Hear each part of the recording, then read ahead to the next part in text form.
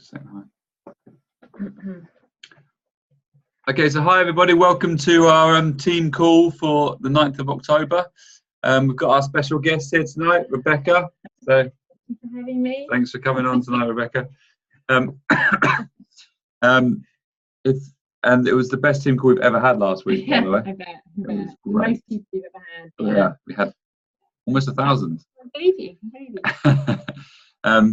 So today we have the lovely Vanessa, who's going to be training us on sampling and inviting to classes. And she's got a lot of expertise in this and been doing it over 2 years now. And so knows what she's talking about. So make sure you listen to what Vanessa's got to say.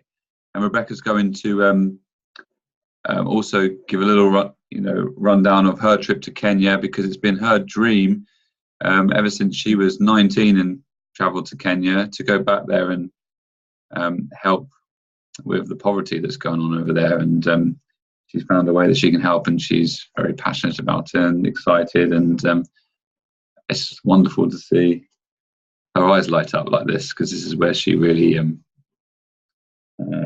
really thrives. So she's going to talk to you a little bit about that, so it's exciting. Just a couple of, just to go over the announcements. You'll have all heard these announcements, but I'm going to say them again and again and again. We've got the Northampton Business Day coming up on the 27th of October. That's the Friday. The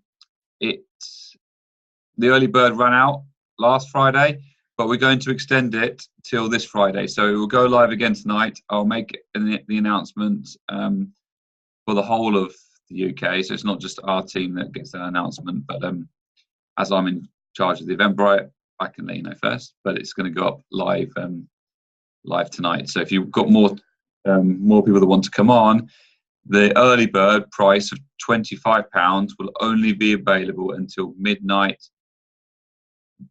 at the end of this Friday.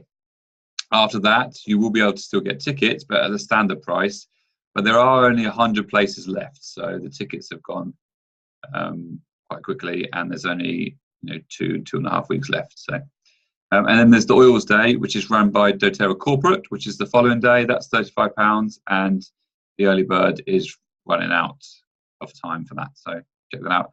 Also, don't forget to book your European Convention ticket for next May in the UK. The early bird for that as well is running down, so make sure you book your ticket for that. It's only £95 at the moment, so it's a great deal. If you want to know when the events are or when we're hosting our webinars, then check out the Silver Blossom Facebook group under events. You'll see them all there. If you're not sure where that is, then check with your upline, they'll help with it, or send us a message and we'll put you onto it. Also, just a reminder of the October promotions. These are the best promotions, or this is the best promotion I think that we've ever had, with having Serenity, Citrus Bliss, and Balance all in one for 200 PV. That's an amazing deal. So just make sure, and it's for everybody. So it's for people that purchase brand new, or if you purchasing 200 PV on LRP, one-off order. It's great. So get everyone you can to purchase this month. It's a tremendous order offer. So we will now turn the time over to Rebecca, who's going to talk about her trip to Kenya for a couple of minutes. A minute. A bit longer than that. Not long.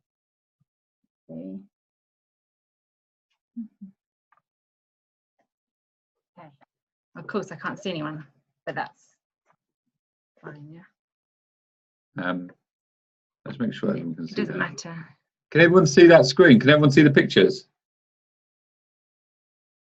Yes. We can see your face. Yes, you can see the pictures. Okay. Good. Perfect. Let me know if you don't, for whatever reason. Just see it all saying it. Yeah, they can see them perfectly. Okay, perfect. Okay. Hello. So I'm very excited to be back. I got back in the early hours this morning. So it's been a bit of a kind of a whirlwind trip, really. Quite emotional, as you probably could tell if you watched my video, but very, very inspiring. Just first of all, wanted to share an oil experience, because that's what we try and do at the beginning of our meetings. TerraShield is fantastic for defending against mosquitoes, so repelling insects and mosquitoes. So I just literally took the Terra Shield oil. So it's a blend that doTERRA do if you're not familiar with it. It contains quite a few of the citrus oils and eucalyptus as well, I think, in there. And it comes in a bottle, 15 ml bottle. And I just got a glass bottle from Amazon, a spray bottle, filled it mostly with water, or half with water and half with the Terra Shield oil, and just sprayed myself probably 3 times a day. And I didn't get bitten once, and some other people did. No, I did not. Oh. So I haven't got malaria, which is a good thing. Oils, the oils work, guys. They work. And you can also get it in a spray bottle, also. The Terra Shield. You can, actually, you can. Yeah, I think it's more cost effective doing it the way I did. You can get it in a ready-made spray bottle. Okay, so just really quickly take you just through my trip. So when I first went to Kenya 19 years ago, I fell in love with Kenya and the people. They were just so happy, even though they didn't really have very much. And I really felt that I would come back one day and do something. So Jess, who's in the back of this car here, she is also doing doTERRA. She's a leader in doTERRA. And she phoned me just before we went to America and said that her friend Hannah, who'd been involved with this charity for over 15 years, they were going to go to Kenya, and she wondered if I would want to come and help well and to kind of push the doTERRA objectives while we were out there. And I was, jumped at the chance. So I was very excited to go. So my intention before I left for Kenya was to go and kind of see where doTERRA could be of service, really, to kind of assess the situation, see what was going on, and see where doTERRA could perhaps help. Because as you're probably all very aware, doTERRA like to do healing hands projects throughout the world. So that was my kind of vision. But anyway, I went to help, and I came back being completely inspired. I guess I feel helped in reverse, which is often the case when you go and serve others, I find. So here we are. We're just on our way to the school, not really sure what to expect at all. We received a wonderful greeting. I posted some of the videos that they did. Here they are. They were so excited to see us. Children just have so much energy, and they've been, preparing for a while now with these white people that were going to come and visit their school. A background about the school. This school has been around now for about 20 years, and it started by this wonderful lady, Alice, and her husband, David. And they had a vision where they wanted to try and break the poverty cycle in their local communities there, because they live amongst very poor areas in Kenya. Thing you probably know about Kenya, there's a few handful of really rich people, not very many middle class, primarily people are at the bottom in Kenya. And, most of these children that you'll see in this photo here would not be at school if it hadn't been for Tumaini, because they have to have a school uniform to be able to go to school. They have to be able to take food with them, provide a lunch. And most of these children come from such poverty that they cannot afford even the smallest of things like that. So here they are, so hungry to learn and loving it, really, just so happy. Just wanted to show you a picture of the teachers, because this is one of the problems that we came across while we were there. This guy talking now is called Nelson. He was the head of the junior part of the school.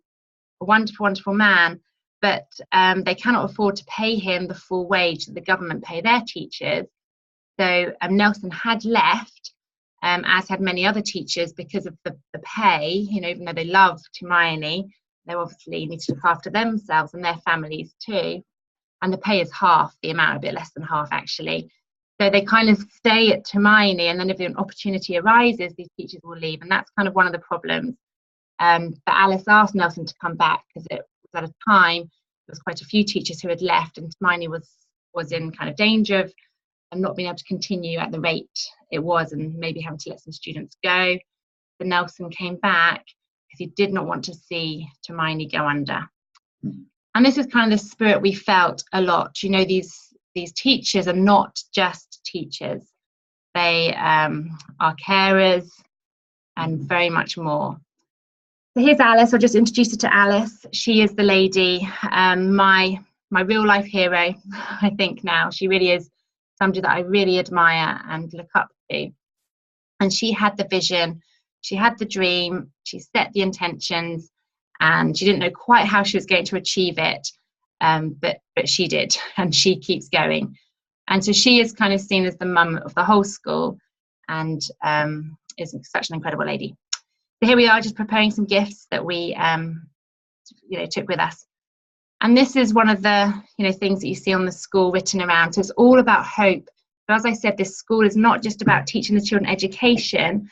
It's about putting into their minds that actually they can dare to hope. They've come from communities where going to school wasn't even in the mindset of these people, of their parents. It took Alice, that was their first obstacle. Alice and David went into these homes and had to convince these parents or carers, because a lot of these children don't have parents, that school was even something that was an option for these kids and that was actually going to do something for them. So that was the first obstacle. And now the community around them have started to really see the benefits of having their children educated. So already the mindset is beginning to change, and that's the vision of this, is change the future and change it from the bottom up, really. And so yes, this is what the children are taught to do, is to dream, to hope, and to work hard. Just some pictures here of us interacting with, or me interacting with the students, that one, but we all went into the classrooms, and they're just so happy and so dedicated. They're so grateful to be able to be working and having this opportunity to go to school. Here we just gave them an old football we brought with us. We did bring some new ones too, but we held them back for the moment. But these kids, they have had footballs before, but they haven't had one for a while because the school can't afford to replace them if they get damaged. So they'd been playing with just rolled up paper, and so they were so happy to have these. And these things, and this is where they slept. So just showing you a bit of their life here. So a lot of these children do not have parents. Certainly at least one of the parents has died. Usually it's either both or they've been abandoned. In the junior school, so the bottom years, the lower years, the ones that do not have a carer or a parent, they are put into homes, I guess, a bit like what we call fostering, but without any real kind of payment. But Alice finds families that are willing to take in other children, and she gives them food parcels as, we haven't checked to see, I guess, Vanessa, text us if you can't see the photos, just in case, but we haven't got any chat, so text us. So food parcels to incentivize these families to look after other children. Other children. But the high school, they all stay at the school. And when we were talking to them, saying, do you miss where you live, or that kind of stuff, and they're like, no, this is luxury to them. They get water, they get food, they feel part of a family. So again, going back to what this school actually provides, it's not just education, it's not just dreaming and a hope for a better future, it's a family unit. Most of these children, as we spoke to a few of them, and they weren't just handpicked, it was just kind of spontaneous. They really do come from very broken homes where they're not wanted often. And so here is where they feel they belong and they feel part of a tight-knit community, which is lovely. So just this here. This was just, this is a separate school now. So Hermione is kind of almost the finished project. Obviously it needs some more work done on it. It's going to continue to expand. That's kind of the vision that Alice and David had, and they've achieved it, which is incredible. And now they just need to sustain it.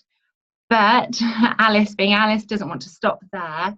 And there's a even poorer community just kind of half an hour down the road, where the children in this community, pretty much no one's going to school. I think a few people do go to their like 12, but certainly no one goes to school after they're 12, because it's much more expensive to go to the government schools after you're 12. Even though the government say it's free schooling, there are lots of hidden costs, you see, and there are minimal fees that these people just cannot afford. And I think there's just one person in this picture that has a mum and dad, and I spoke to all of them, and it was just one person that actually had a mum and dad, and she was the lucky one. But all the rest, are orphaned and come from very, very poor circumstances. So Alice wants to do the same. She wants to duplicate Hermione in this place here. At the moment, they've only got a capacity for about 10 more students, so there's 20 at the moment. And this is when I did my quite emotional video that day, because gosh, when I turned up to this school, the feeling you felt of these children who are just so grateful again, and just such spirit, such fighting spirit. Just, it overwhelmed me when I discovered what their backgrounds were, because you would never ever guess it. You know, we came and they're just so loving to each other, and just such a tight family, and just so happy to see us, and, you know, asking us questions, and giving so much to us, you know, presenting these wonderful plays they're preparing for their special guests of honor. You know, I didn't feel worthy, and that's the absolute truth. These children are way better in so many aspects, and taught me so much, and it was just a very humbling experience. We went to visit one of the students' homes. So one of the boys in that picture, called James, just tell you a little bit about him. He is an A-star student, scores 90% on most of his exams, and he really wants to be an electrical engineer.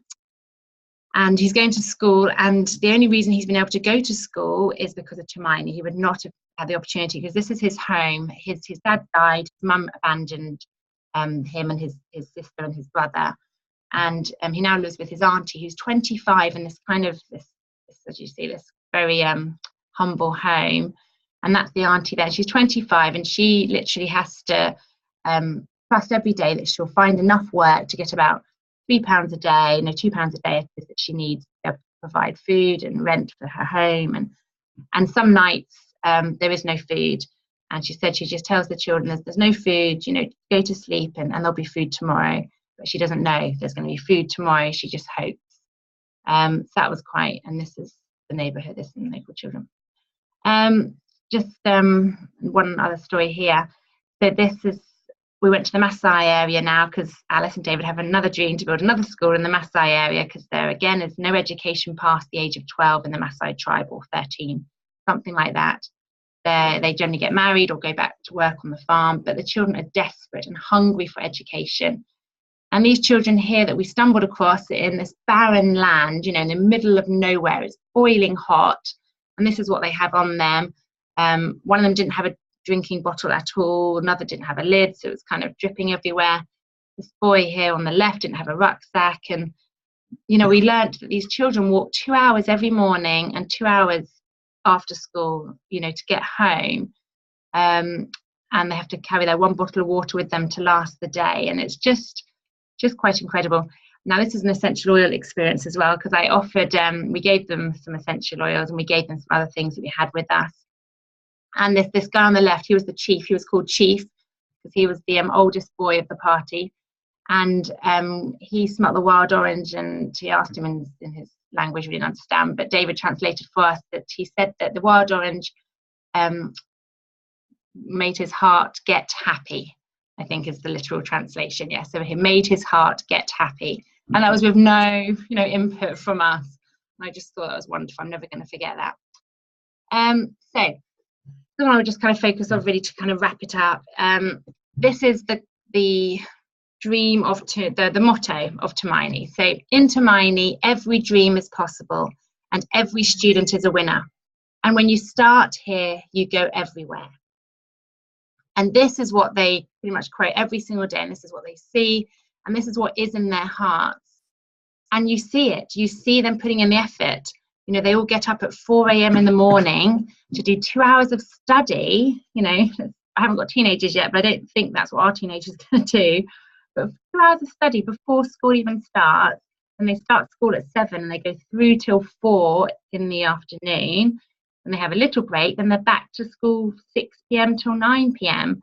for reading and just kind of extra studying. So these, and they're smiling the way through it and feeling like they are the lucky ones, you know, and this is what is just so inspiring. So here are my heroes, David and Alice, and here's their personality more. And I just wanted to kind of just really share really what they've taught me. I mean, so I saw them teaching the children to dream big, you know, and dare to hope. And reality is that many of these children will not achieve their first dream. You know, they wanted to be doctors and lawyers. They have high aspirations. And, you know, because of money and going to university, that's probably not going to happen to a lot of them. But they are filled with this hope, and they will be able to better themselves. They will be better off than if they didn't. But it just made me think, you know, in England, we have all the tools available to us. We have everything that we could possibly need to achieve our dreams. There really is nothing that should stop us. Write some notes so I keep on track, really. But so relating it to doTERRA, just to sum it up, you know, we have dreams out of doTERRA too, and I think they're important, but obviously we're focusing on doTERRA. That is important, and I was reminded again from Alice and David to really have a clear vision and to dream big. You know, dream big. Why not? We can achieve it. If these children can achieve what they're achieving, we can achieve this. So with doTERRA, don't be scared to dream big. First of all, is my first message. And then set a clear vision in your mind. Have a clear goal of where you want to go, and a clear intention, really. So and dig deep. Find your why. That's so important. As I said, these children were hungry for education. They're hungry to break the cycle of poverty that they have been born into. You know, what is your why? And I heard this many times when I first started doTERRA, and I thought, oh, my why. I thought they just went on about it a bit too much. But actually, I've realised it's my why that has our why, not just my why, but my why at the beginning when I first started that really pulled me through, and then we have a why together. That's kept us going. It has, because there are going to be hard times in everything in life and in doTERRA. And if that why is not clear and it's not deep enough to almost, I don't think it makes Nathan cry, but it almost made me cry at the beginning. My why was deep. You know, I really was hungry for it, to get my family into a situation where we'd be comfortable. That was my first why. And then to be able to help others. And I was reminded of that why on this trip. You know, that's empowering. It doesn't matter what your why is, you do need to find it, because that is the thing that will keep you going. And then once you found your why and you've got your clear vision of your goal and you can picture it in your head, then, you know, break it down. So every month you have your intention, what you want to achieve that month, and picture how you're going to achieve that. If you want to achieve a new rank, picture it in your mind first of all, kind of strategize, and then, you know, put bring the tools in that you have to be able to use to get there. Don't just, you know, do it all fluffy, but you need to have that intent first of all and see the clear path. And on a daily basis too, have an intention for your day. That's what Alice and David taught me. You know, every day they have an intention of what they want to achieve that day. They see a clear vision. They see how everything that they can do to get it. And then they say it kind of happens. And of course, it doesn't just happen. They're having the intention. They're working hard. And that's when things happen. And that's when creations happen and things happen sometimes that you feel are beyond you. But it's those tools you need to do. And expect it to happen. That was the last thing. Expect. So once you've set the intention, expect it to happen. Have that faith. To show you something, ours was never finished. You can get rid of the pictures now. Thanks, baby. So hopefully you saw those photos. Ours was never finished, but we did start with a dream lifestyle poster, and only Nathan really put his on. So it's full of cars, obviously, and water sports. You know, that was our kind of dream lifestyle. What are you sharing that for?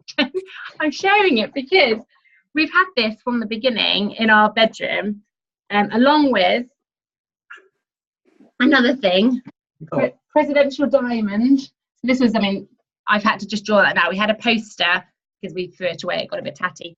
We had a poster with presidential diamond, literally from 3 months of me doing the business. I had a poster on my wall saying presidential diamond, with all the different ranks we needed, and notes. We could put the names in.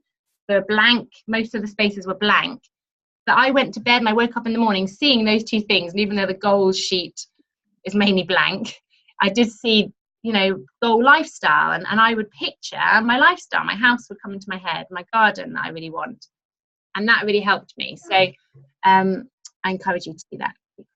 Anyway, I'm not going to take any more time. I'm going to hand it over to lovely Vanessa. Vanessa, I'll stop sharing. Do you want to share your screen? Mm.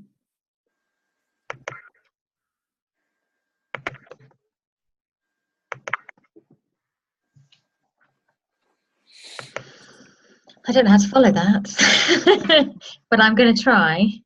You've made us all feel a bit emotional, I think. Yeah, maybe I should have gone afterwards. We'll get back to business now. So. Okay. Yeah, very, very humbling experience, isn't it? But it actually kind of draws on kind of, it leads me quite nicely into my why as well. So thank you. I'm really, yeah, I loved hearing some of that. It is a very humbling experience hearing some of those experiences. Okay, so I'm going to attempt to do a little bit more on sampling, recruiting, and hosting classes, because I know that this is an area that people get stuck all the time. And people, well, initially they start and they say, oh yeah, I've got loads of people to sample, I can sample my friends, and then they go, okay, now I've run out of people to sample. So I'm going to share some of my ways. I'm obviously 2.5 years in now, and I still find people to sample. So I'm going to share some of the ways that I sample. I bring those people to my classes, and the way I now get most of my classes is through hosting. So I'm going to share how I do that as well. So leading on a little bit from Rebecca's, my why is going to be different to Rebecca's why. Mine is passionately about health. I feel we're at an age now where everybody is, well, I go to a class and it's very rare now to find somebody who is healthy. This is what shocks me, is even the people you think are healthy, when you actually delve into it, they just have these unhealthy things going on, and they kind of expect that to be normal. So my mission, and what I love is that oils have enabled me to do that, is to be able to give families the ability to manage their own healthcare in their homes with natural solutions.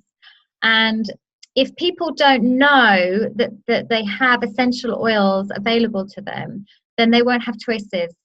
And how many people now are taking round after antibiotics, tons of Calpol given to their children, umpteen drugs that are just piled on top. And I get that there is a place for pharmaceutical medicine, but for a lot of these things, we can really enable parents. I suppose I come at it from a bit of a mum angle, but we can enable parents to be able to help their children be well in the most natural way possible. So that's what kind of drives my why and my sampling experience to that. So I think, leading on from that, the three, we've shared this is taken from other slides, so some of them are, but the 3 keys to success is just to really simplify everything. You can think up all these really, really grand ideas, but actually when you come down to it, there are 3 basics. And if you just hone in on that and make that duplicable for you and make that duplicable for everybody in your team, you can't help be successful with it. So really, it's about really living the product. Use it yourself in every way possible.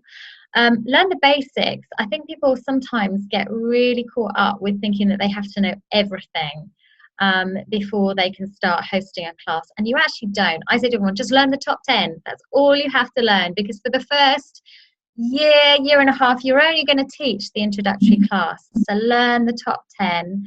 Learn some of the basics too of the business. That's obviously going to help you, but you will have upline to help you do that as well. And sample, just sample, and more sampling. Follow up and invite to a class. And if you do that, it will happen, because the oils are amazing. We don't really do much more than that. It's the oils that really sell themselves. So if you're doing all of that and you're really consistent and committed with it, you can't help but be successful with it. So these are my sampling tools. Now, there are loads of other things out there on the market, but I think they're nice to have. These for me are the basics. Everything else is just, if you've got a bit of extra money, buy them in. So there's sort of tear sheets and there's other bits of kit, but these are the basics. So I think you really need the Modern Essentials book. I think you want the middle one, because as a business builder, you need to be able to pull on some of the scientific literature as well, in case somebody asks. And it's good because it's kind of got, I think it's got more elements in there. I'll be honest, I think most users need the Essential Life book, not the Modern Essentials book. It's way more user-friendly for them, but I think as a business builder, you need the Modern Essentials one.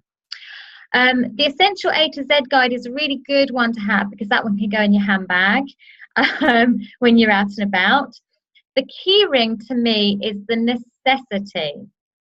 I have 2 of these key rings. They are on both sets of my keys, and I never ever go anywhere without my key rings because this is how I sample the most, out and about, everywhere. I never really know where I'm going to sample, but anywhere and everywhere that I go out, I'm sampling people. If you have somebody who tells you of their health need and you don't have a sample to be able to give them there and then, it's a missed opportunity. The likelihood of you, well, I think the likelihood, especially if they're not people you know really well, if you know them really well, you're probably going to give it to them next time you see them. But most of the people that I'm sampling now are people when I'm out and about. So if I can't sample them there and then and follow up with my details and follow up exchanging details, then I've missed an opportunity. So I never ever go anywhere without my key ring. Okay, so I've kind of worked a little bit in reverse, but this is kind of how I work. So for me, I schedule my class dates, then I go through the sampling process. So I think this is really key when you're starting the business, is actually to kind of work in reverse. Get your class dates in and then start the sampling process. So when I started doing this, I kind of made a commitment that I was going to do. I remember when I started with Rebecca, we kind of talked about what my strategy was going to be and how I wanted to grow my business. And if you really want to accelerate your business, you're going to have to make a commitment of at least 2 classes a month. And I do quite often. I do more than that. Well, actually, I always do more than that. But I do make a commitment to set at least 2 dates a month. And I also now schedule them at least 3 months in advance, mostly because I need to have them in my calendar, and then I need to be putting my builders classes in there as well. So it's a good idea to have those class dates set, and then you know where you are, and then you set the intention to sample people to get them to those classes. If you're new, I would say set 4 classes. It's a really good idea because you really want the momentum, and also you've got that warm market around you of people to sample and get them to your class. So get those 4 class dates in, because that's really going to give you that really speedy fast track and make you feel really committed to the business. To me, it's just about being steady and consistent. So make that commitment of the 2 classes a month and don't miss it. That's really the key thing. You're going to have, we always say this, it's a rite of passage to have a duff class, have no one turn up. We've all had it. And also to have a class where nobody signs up. We always have a weird class as well every now and again where you feel like it's really great and nobody signs up. So that's always a rite of passage. But if you are always consistent and you just forget about those ones, my advice would be you let those ones just flow over you, completely forget about them, and focus on the positive ones. Focus on the positive bits. And if you are steady and consistent, that's how it keeps growing. And as I said, if you keep to your dates, you always then have to sample, because this is how I work. You might be different, but I work, I've got a class date in and I'm thinking, oh my goodness, I've got a class date next week and I haven't got anyone at this class. I've got to sample people fast. So if you're committed with those dates, that's what drives your sampling. So this is my schedule. Yours might be different, but I thought it would be a good insight to see how I work a little bit. So my commitment is to have 2 classes in Fleet. So I have 2 classes. I've always had 2 classes local to me. They always used to be in my home. Now I have a few more builders around. We now hold them in a hall. But I always have 2 classes every month in Fleet local to me. I always have a minimum of 1 class online. That's because I've got quite a few people that I'm sampling a bit further afield, and they're places that I can't necessarily get to. So if I've got an online class scheduled in, I've always got an online class for them to come to. I have also started continued education classes. These are new. So these are not for people who are just new in the business. But if you've been doing it a while, probably a good idea to then start thinking about continued education. The idea behind that is that you're then supporting the people who already signed up with you, introducing them to new oils and hopefully getting them on to LRP. additional classes. So the likelihood is that that's probably going to be my minimum. I'm also going to do, I usually do at least a couple of hosts. I do at least one hosted class a month. Some months I do 2. I think this month I've got 4, because I know it's a bit of an amazing deal, so I really went for it this month. I quite often do an extra online class, particularly if people in the team want an extra one before the end of the month. And then obviously you're going to have to be supporting your team's classes as well. So those are additional classes. So there can be quite a lot of classes in any given month. But definitely when you start, you know, set your 4 and take it from there. But yeah, this is kind of my schedule at the moment. So where to sample? Everywhere, anywhere and everywhere. People will say, well, where are you still sampling? Absolutely everywhere. So I started with my family and friends. I'm going to come on to how I went about that. But I created a top 100 list. And that's kind of where I started. So I started with a few groups of my friends. I had a few friends that I'd sampled. They hosted for me. That was quite easy to do initially.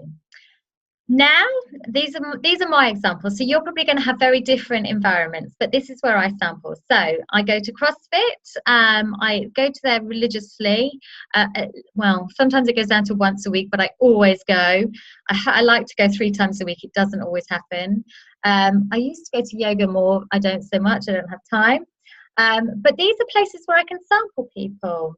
I go to college once a week. I've got a big nutrition following that I can sample with. Mums at school. If I've got mums out there, it's a classic.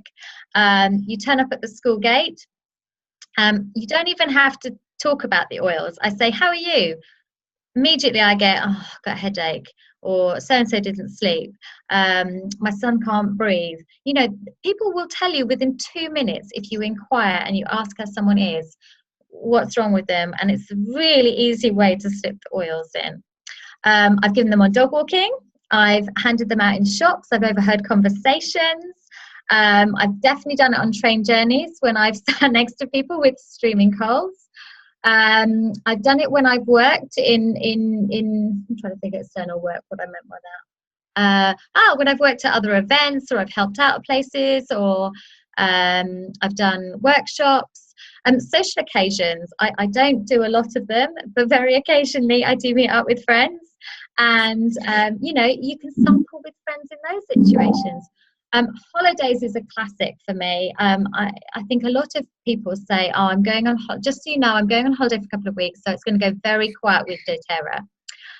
Holiday for me is the best time ever to sample, because I'm using the oils. People are relaxed, people are chatting to you, people have holiday tummy, people get ill on the plane.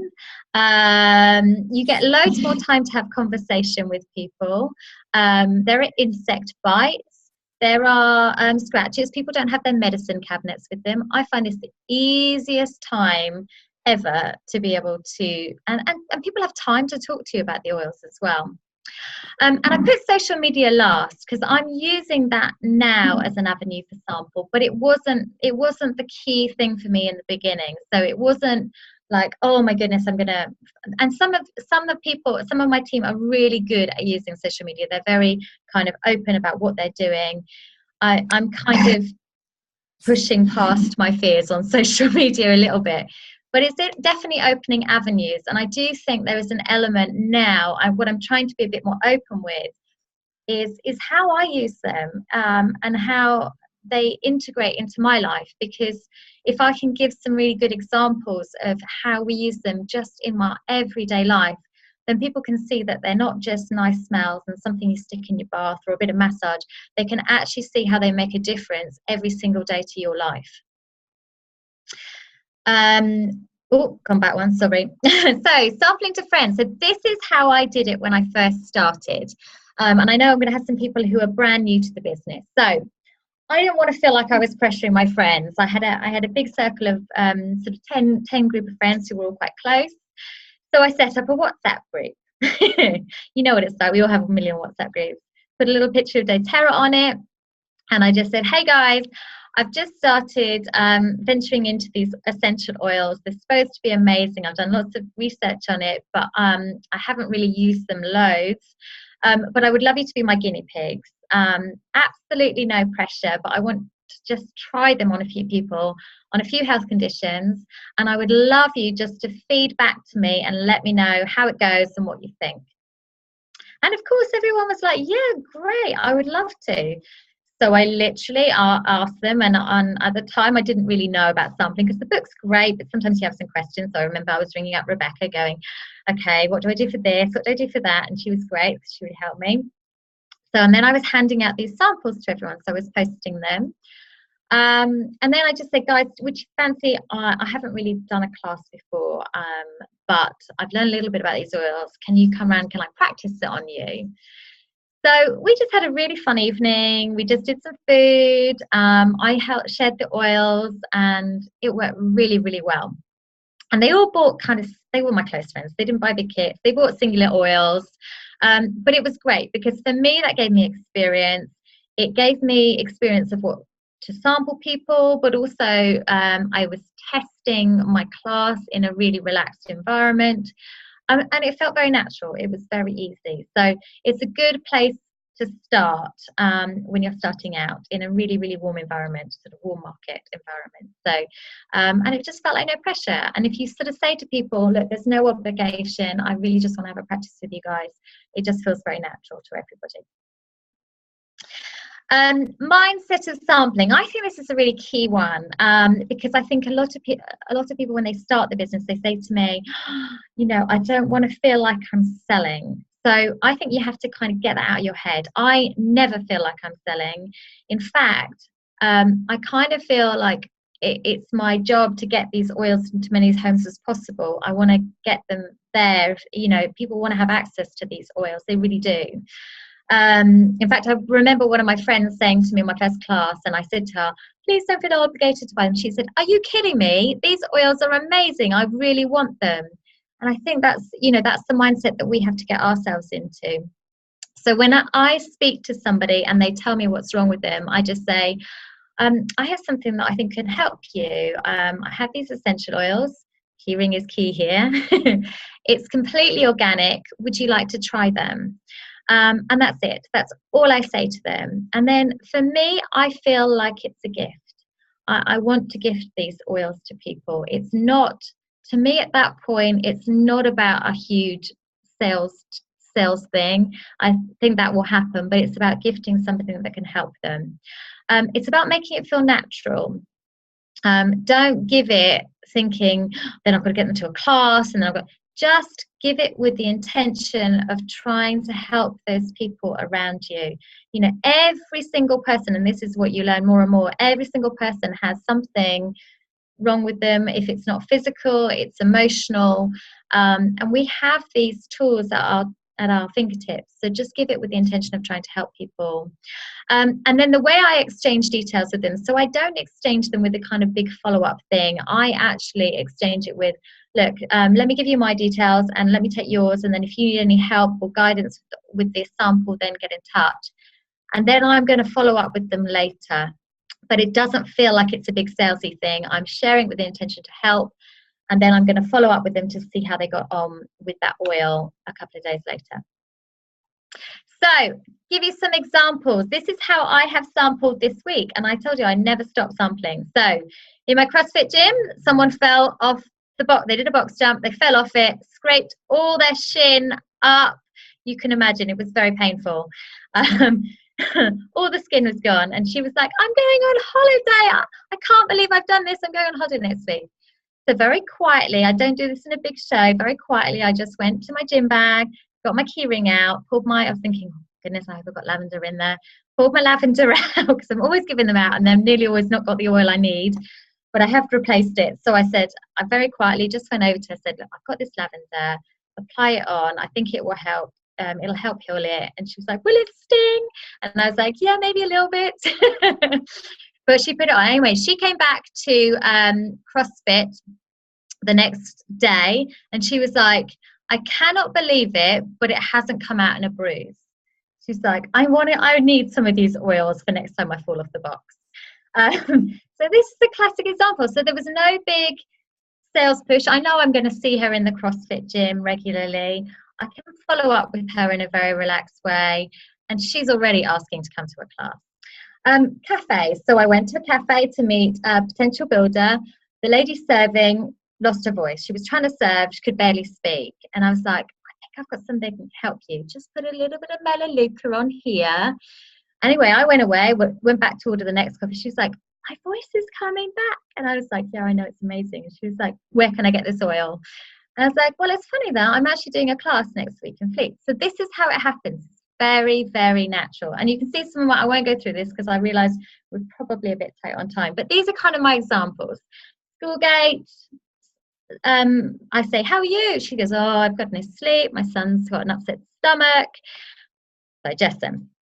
And this is really key as well. So it's not always these situations. On Facebook last week, a friend put up there, is there anybody out there that can help with insomnia? My brother is a chronic insomniac.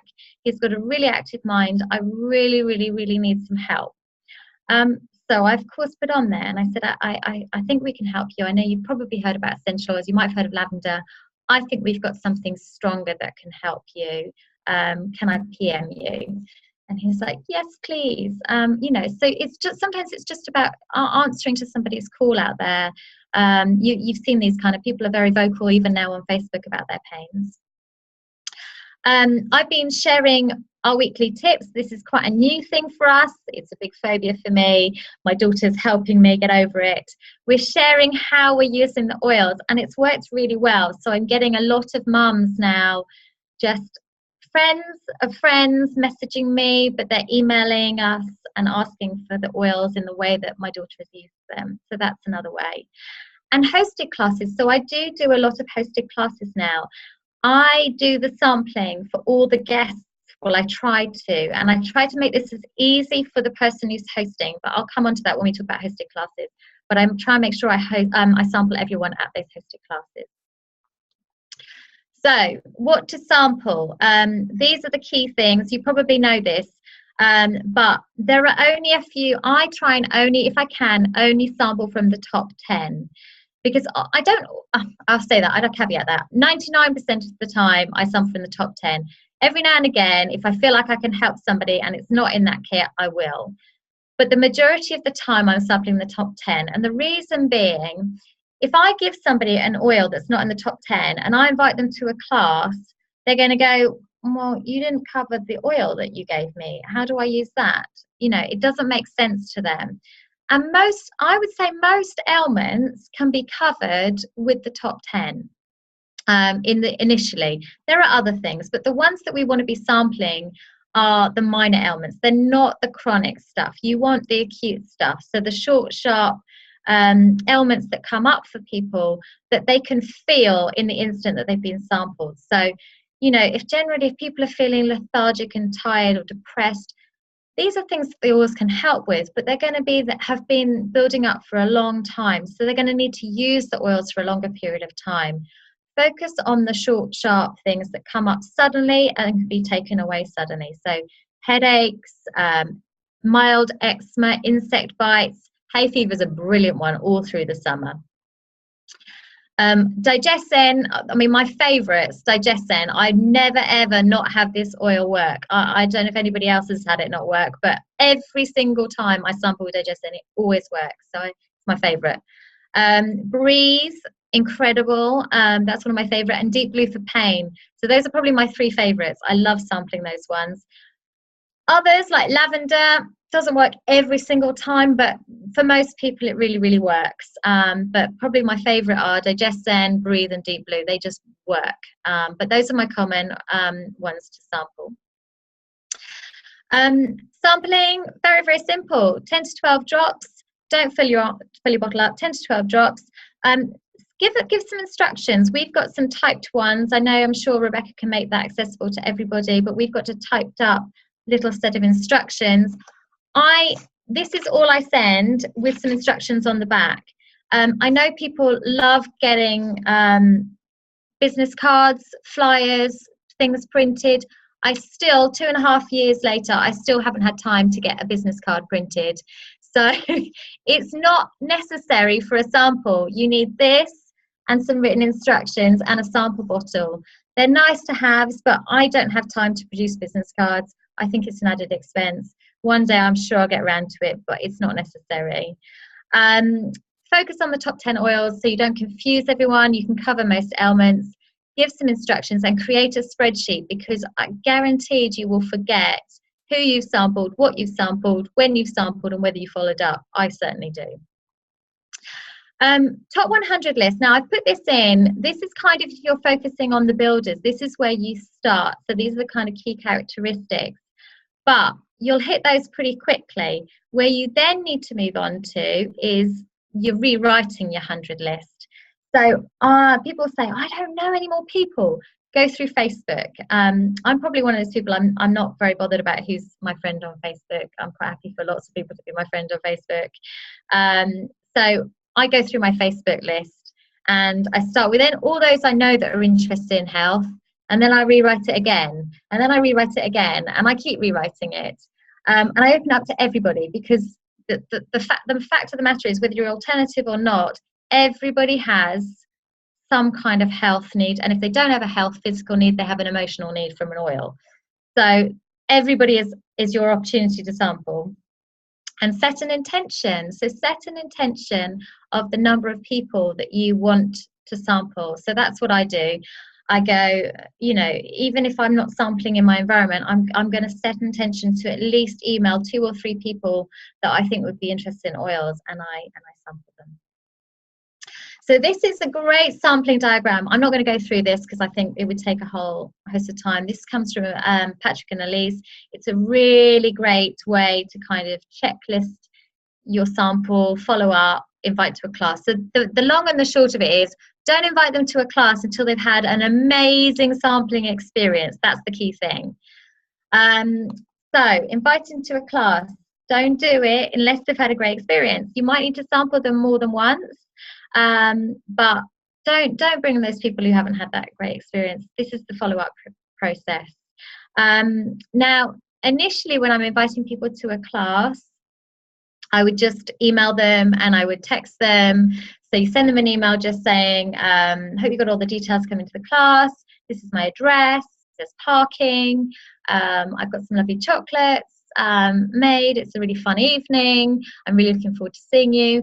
And then I would just text them on the day. Now my classes are a little bit bigger. I use Eventbrite. It's a lot easier. It's a lot simpler. But initially, I certainly didn't do that for my first year. I just kept it very, very, very simple. But Eventbrite's a good tool to use too when your classes get bigger. Hosting a class. So as I said, once you've kind of done your warm market, you're going to have to rely on expanding to getting classes hosted probably. So I ask in every single wellness consultation, do you have some people that, particularly if they've had an amazing experience or they're already using the oils, have you thought about, have you got some people that would be interested in the oils? Have you thought about hosting a class? We could get a really fun evening and, a really good ambience, and I'd love to share the oils with them. What do you think? And most people love it. So this is, I think, we're missing opportunities if we don't ask, because most people are open to hosting a class.